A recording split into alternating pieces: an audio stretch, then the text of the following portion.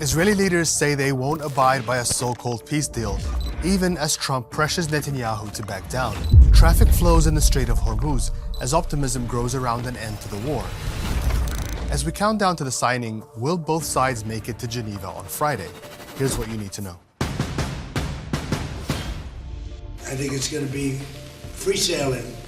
We do want to see if we can straighten out the Lebanon thing, because it just seems to just never end.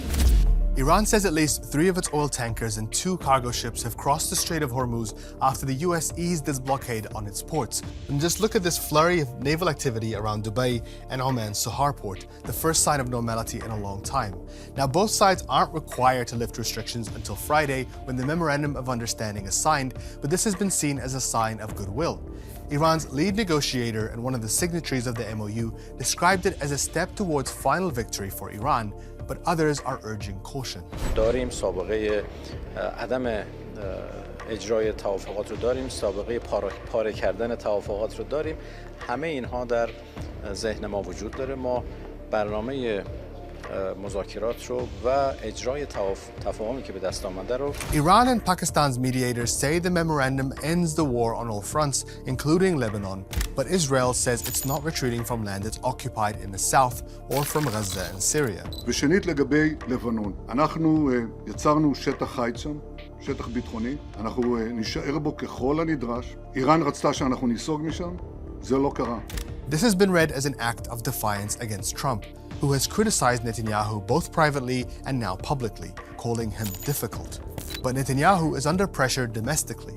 A deal between the US and Iran, especially one that forces Israel to back down in Lebanon, is seen as a humiliating defeat.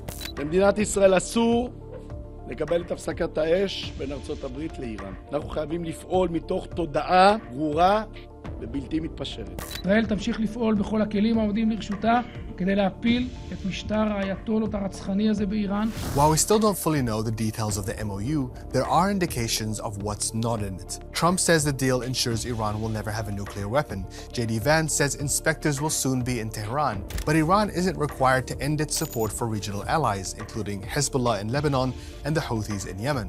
It's not being asked to end its ballistic missile system program, which it used to punish Israel with targeted strikes throughout the war. So while Trump celebrates this as a victory, the view from Tel Aviv looks very different. For Netanyahu, what he fears is an Iran that emerges more powerful and more confident than ever before. That's it from me today. Stay with us on Al Jazeera for all your updates in the war on Iran.